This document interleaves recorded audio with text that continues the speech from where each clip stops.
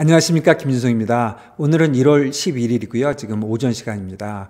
국내 시장은 지금 보합 정도, 강보합 정도에 있습니다. 오후에 어떻게 될지는 모르겠지만 일단 최근에 국내 시장을 보면 미국 시장에 비해서 상대적으로 너무 약세여서 좀 짜증나는 그런 분위기인데, 제가 작년에도 국내 시장이 미국 시장보다 잘 못 따라가서 오를지 내릴지는 잘 모르겠지만 코스피를 팔고 나스닥을 사면 어떻게 될까, 그런 생각을 많이 했었는데, 실제로 그렇게 했으면 작년에 굉장히 좋았죠. 제가 작년에 그거는 잘 못했고, 제가 작년에 했던 것 중에 하나는 국내 채권을 사고 달러 채권을 팔자.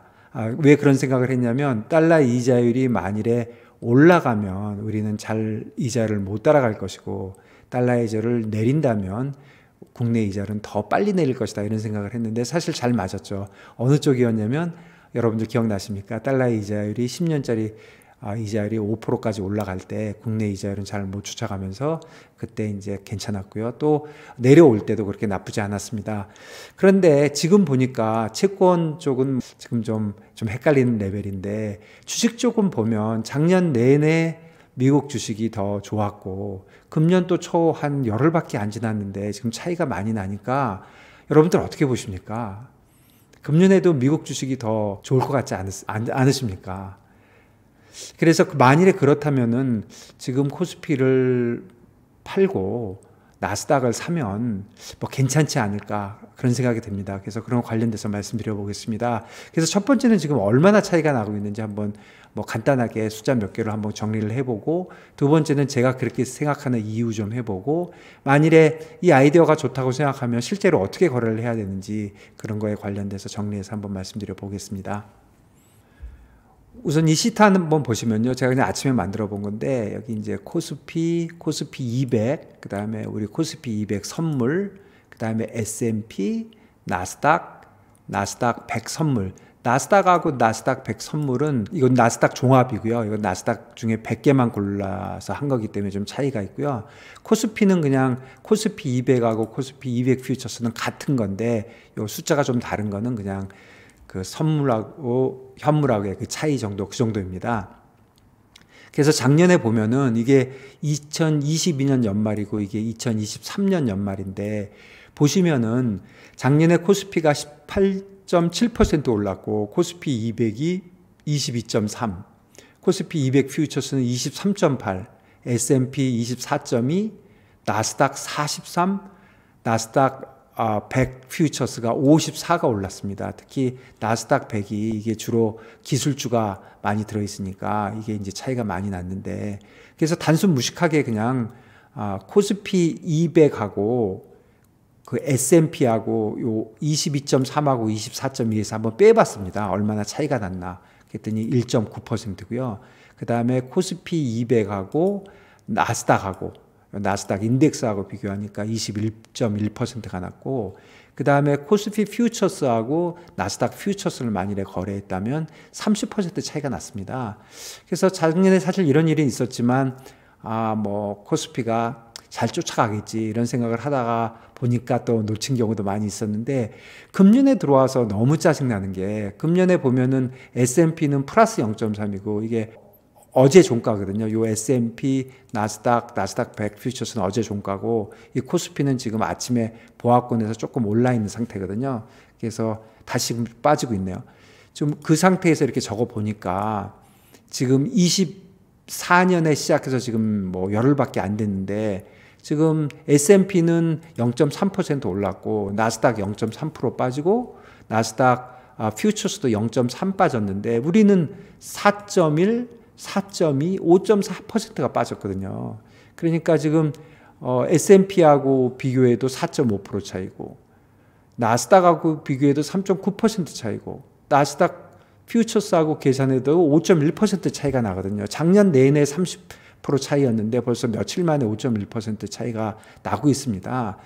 그러니까 이게 순간적으로 이렇게 많이 차이 났다가 다시 줄어드는 건지, 그러니까 결국 코스피가 캐치업을 하는 건지, 아니면 금년 내내 또 이런 식으로 내내 눌리는 건지, 둘 중에 하나일 것인데, 여러분들 어떻게 생각하십니까?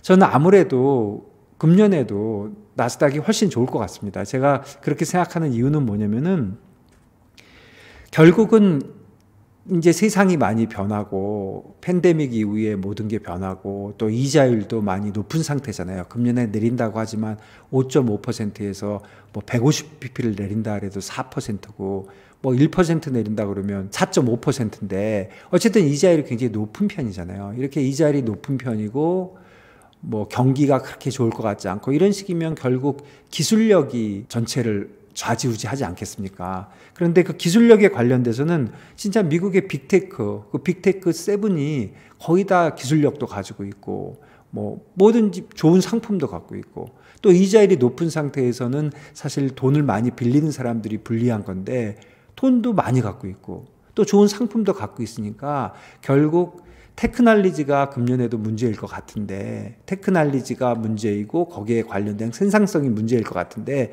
결국은 미국은 잘 나가지만 미국이 잘 나갈 경우에 한국은 우리 국내 주식은 쫓아갈 거냐 하는 문제잖아요. 국내 주식도 테크놀로지 쪽 보면은 뭐 반도체가 있는데 지금 삼성전자 뭐 엊그저께 나온 실적으로 보면은 조금 시간이 좀 걸려 보이고 그 다음에 2차 전지가 어느 정도 테크놀로지가 있어 보이는데 2차 전지 주식들이 사실 쏠림 현상이 있어 왔기 때문에 약간 제 생각에는 이건 뭐 제 생각이지만 조금 너무 많이 올라 있는 상태 같고 또 2차 전지 관련된 그 기술 개발이나 뭐 금년에 어느 정도까지 발전할 건지 이런 문제도 사실 지금 만만치가 않고 그 다음에 사실은 미국의 빅세븐, 뭐 빅테크들은 사실은 뭐 하드웨어도 있지만 소프트웨어가 항상 좋은 건데 그러면 우리나라 소프트웨어 산업하면 어느 회사입니까? 사실은 뭐 1, 2년 전만 해도 혹시 카카오가 그런 거 아니야 이렇게 했지만 카카오는 성과도 좋지 않을 뿐 아니라 대주주들이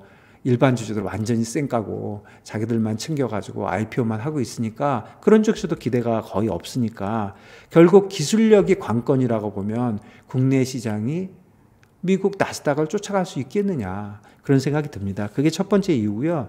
두 번째는 제가 뭐 계속 주장하지만 우리 자본시장의 문제가 계속 있고 그게 해소가 되고 있지 않으니까 무슨 말씀이냐면 첫 번째는 그 대주주들이 쌩까는 문제 대주주들이 자기들만 챙기는 거잖아요. 뭐 대표적으로 LG화학이라든가 그 다음에 카카오라든가 이런 데가 계속적으로 이런 식으로 할 테니까 우리나라 시총이 늘어날지는 모르지만 인덱스가 올라갈지는 뭐 잘 모르는 거죠 아직도. 그리고 정치적인 문제도 좀 있는 것 같습니다. 금년에 미국이나 한국이나 둘 다 선거가 있는데 미국은 11월경에 있고 한국은 4월에 있는데 한국은 아무래도 이 선거를 치르면서 분위기가 뭐 여든 야든 좌든 우든 간에 조금 반기업 정서 쪽으로 갈 가능성이 많거든요. 우리 선거 때마다 그랬잖아요. 그래서 그런 것도 주식장에 좀 나쁠 것 같고 또 중국 시장하고 비슷하게 한국 시장도 지금 부동산이 문제인데 부동산이 문제라면 부동산을 좀 활성화시키는 쪽으로 가야 되는데 그거를 중국은 뭐 공동부윤이 뭐니 하면서 망설이다가 완전히 망가뜨려 놨는데 우리도 국내 부동산을 활성화시키는 데는 집값이 오를까 봐 집값을 완전히 정치적으로 보고 있기 때문에 그걸 활성화시키지 못하면서 전체적으로 지금 부동산 시장이 살아나질 못하는 거거든요. 그런 이슈도 있고 하니까 과연 국내 시장이 금년에 미국을 잘 쫓아갈 수 있을까 그런 생각이 들어서 저는 지금 이 대목에 그야말로 한국 주식을 팔고 미국 주식을 사면 좋을 것 같다 그런 말씀을 드립니다. 물론 리스크가 없는 건 아닙니다. 미국 나스닥이 예를 들어서 오른다고 하면 그러면 한국 주식이 거의 못 쫓아갈 것 같거든요. 그러니까 미국 나스닥이 오르고 한국 주식이 못 쫓아가면은 올라는 가지만 다 못 쫓아가면은 그러니까 2023년 같은 경우죠. 나스닥 퓨처스가 54%가 오른다면 한국 거는 그 반밖에 못 따라갔잖아요. 금년에도 이런 현상이 일어나면 제가 지금 말씀드린 대로 코스피 퓨처스 팔고 나스닥 퓨처스를 사면은 거의 비슷한 결과가 올 거는 같은데 그런데 문제는 나스닥이 빠지면 어떤 이유에선 간에 빅테크 종목이 아주 급격하게 빠지게 되면 한국은 상대적으로 덜 빠질 수도 있거든요. 그러면은 사실 지금 제가 말씀드린 대로 하면 손해가 날 수 있는데 저는 그런 가능성도 좀 적기도 하고 또 나스닥이 빠져가지고 전체 글로벌 주식이 엄청 나쁘게 가면 우리가 뭐 선방을 하지 못할 수도 있어 보이거든요. 그래서 결국에는 지금 이 대목에서 코스피 팔고 나스닥 사는 게 좀 좋은 아이디어인가 아닌가 이런 생각을 합니다. 그래서 이제 상대적인 부진의 정도는 이 정도인데요. 그러면 제가 말씀드린 대로 그러면 그렇게 하는 게 좋겠네 하고 저하고 의견을 같이 한다 하더라도 실제로 어떻게 이제 할 수 있느냐인 게 헷갈리는 대목이잖아요. 그래서 그 말씀 좀 드려보겠습니다. 우선 첫 번째 방법은 뭐가 있겠습니까? 그냥 그 ETF, 한국 ETF를 팔고 나스닥 ETF 뭐 2배짜리, 3배짜리 그런 거 사면 되지 않을까 이런 생각을 하는데, 사실 ETF가 한국 쇼가는 ETF, 그게 사실 코스트가 꽤 들어있거든요, 안에. 그리고 또 미국의 3배 레버리지한 것도 상당히 들어있거든요, 코스트가. 그런데 실제로 선물을 하게 되면 코스트가 사실 거의 없습니다. 왜 그러냐면 선물은 사고자 하는 사람도 있고 팔고자 하는 사람이 있고, 그런 파이낸싱 같은 게 들어있다면 전부 시장에서 사고 팔자고 다 들어있기 때문에 그야말로 시장 가격에 의해서 하는 거니까 진짜 거의 수수료는 없다고 보셔야 되거든요. 그리고 마켓에 관련된 파이낸싱이 필요하다든가 뭐 공매도를 해야 되든가 이런 것도 거의 수수료 없이 하는 거기 때문에 사실은 효율성인 면에서는 선물이 훨씬 좋은데, 다만 이제 일반 개인분들이 못하는 이유는 제가 보기에 두 가지인 것 같아요. 하나는 선물이 조금 익숙하지가 않고, 두 번째는 선물은 레버리지를 많이 해주니까 위험하다 이렇게 생각하는 건데, 사실 레버리지가 많아서 위험하다는 거는 본인을 믿지 못하는 거잖아요. 예를 들어서 내가 100만 원이 있는데 주식은 100만 원어치만 살 수 있는데 100만 원이면 예를 들면 지수는 거의 뭐 1000만 원이나 2000만 원어치 살 수가 있는데, 그러면 그냥 현물을 했다면 내가 돈이 없어서 못 살 텐데 선물을 하니까 살 수가 있기 때문에 많이 샀다가 내가 손해를 봤다 이렇게 얘기하는 거는 어떻게 보면 자기가 자기 뭐라 그럴까요? 절제를 본인이 못하는 거니까 뭐 그런 문제가 있는 건데, 그런 거는 이제 리스크 관리 면에서 여러분들이 잘 하신 분들이라고 제가 가정을 하면 뭐 선물을 배우는 거는 뭐 그렇게 어렵지 않고, 그 다음에 리스크 관리 절제하는 것들은 여러분들이 잘 하신다고 보면, 두 번째 문제는 선물의 사이즈가 너무 커서 나는 조금만 하고 싶은데 하나 하려면 너무 크다 이렇게 생각할 수 있는데요. 사실 어떤 의미에서 보면 큰데 어떻게 보면 그렇게 할만하다 하는 정도거든요. 그래서 사이즈가 얼마나 되는지 이런 거 여러분들이 다 잘 아시겠지만 제가 간단하게 한번 설명을 드려보도록 하겠습니다. 그래서 저는 어떻게 하냐면요, 이거 한번 보시죠. 저는 이런 식으로 이제 국내 선물 말고 해외 선물들은 요즘 우리 증권사에 해외 종목들이 나오잖아요. 그래서 제가 이런 식으로 정리를 합니다. 종목 코드를 이렇게 쭉 쓰고요. 이런 식으로. 그 다음에 종목명, 이거 뭐 재패니즈엔, 이미니 재패니즈엔 뭐 이런 식으로 쭉 쓰고, 그렇게 쭉 쓰는데, 제가 이 중에서 오늘 관련된 이 퓨처스 주식 관련된 것만 제가 한번 정리해 보겠습니다. 이게 S&P 2미니고요. 이게 마이크로 2미니고, 이게 2미니 나스닥이고, 이게 마이크로 2미니 나스닥인데, 제가 조금 헷갈리니까 잠깐 숨겨 보겠습니다.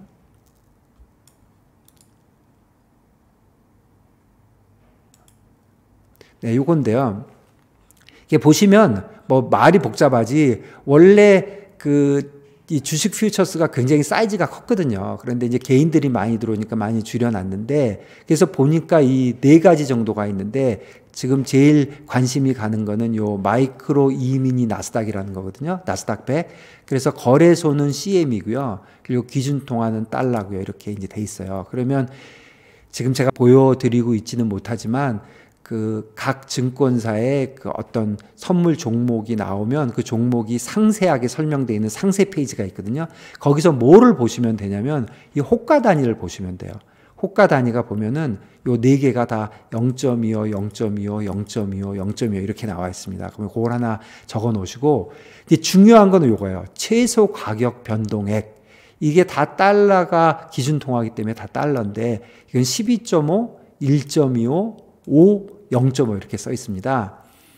그리고 이제 요거 2개가 제일 중요한데요. 요거 적어 놓고, 그 다음에 이제 계약당 금액이라는 게 아예 적혀서 나와요.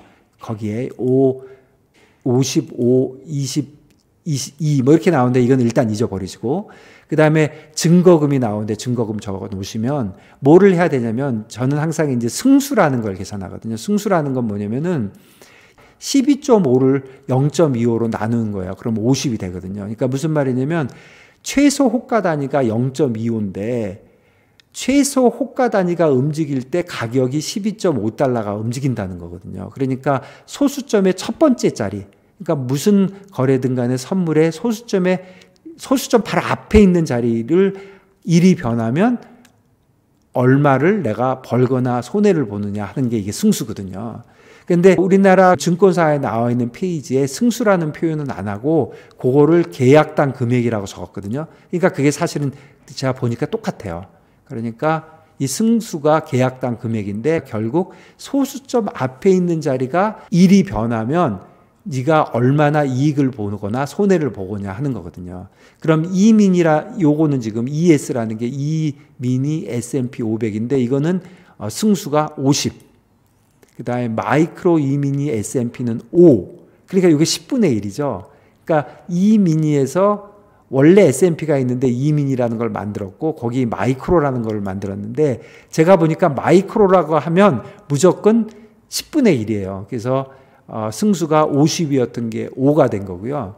그 다음에 나스닥도 이민이 나스닥이 있었는데 이게 20이거든요. 승수가. 마이크로자가 붙으니까 이제 2가 된 거예요. 그러면 내가 이 한 거래를 사면은 내가 원금으로 도대체 나스닥 100을 얼마나 산 거야 이게 궁금하잖아요. 그건 어떻게 하면 되냐면 이제 승수를 알았잖아요. 이 승수에다가 지금 나스닥 가격이 한 17,000쯤 하거든요. 그 다음에 S&P 퓨처스는 4,750쯤 해요. 그러면 그냥 요거 이렇게 생각하시면 될 것 같아요. 소수점 앞에 있는 자리 4,750에 제일 앞에 있는 자리가 1 변할 때마다 내가 5달러씩 벌고 터지는 거예요. 그러니까 결국은 내가 이걸 다 샀다고 생각하면 이 승수에다가 이 가격을 그냥 곱하면 됩니다. 그게 내가 산 원금이에요. 그러니까 5 곱하기 4750을 하면은 그러면 이렇게 나옵니다. 그러면 23,000불 정도 되는 거죠. 여기는 ES는 237,000불. 그리고 나스닥은 이제 가격이 한 17,000쯤 되잖아요. 그러니까 2에다가 이걸 곱하면 34,000불. 요거는 34만 불. 그러니까 어떻게 생각하면 되냐면 제가 ES를 샀다 그러면 S&P 500 종목을 전체를 다 산 거죠. 이거를 사면 S&P 500 종목을 23,000불어치 산 거고 이건 나스닥 100 종목을 34만 불어치 산 거고 이건 34,000불어치 산 거고요. 그렇게 되는 거고 그 다음에 이거에 보면 계약당 증거금이 적혀 있거든요. 그러면 증거금이 이거니까 제가 원금이 이거니까 마진은 원금에 대해서 그냥 이거 나눠본 겁니다. 제가 대강 계산한 건데요. 이것도 그때그때 변할 테니까. 근데 대강 보면은 나눠보면은 한 5.7% 정도 이제 마진을 쌓는다는 뜻입니다. 그러니까 제가 34,000불어치 사는데 제가 증거금으로 오늘 증권사에다가 내야 될 돈은 약 5.7% 정도 된다 그거거든요. 그리고 여기 제가 최종 거래일이라고 적은 거는 여기 H24, 24년에 H가 3월물이라는 뜻입니다. 그러니까 이게 달별로 요 영문이 있거든요. 그게 HMUZ입니다. HMUZ.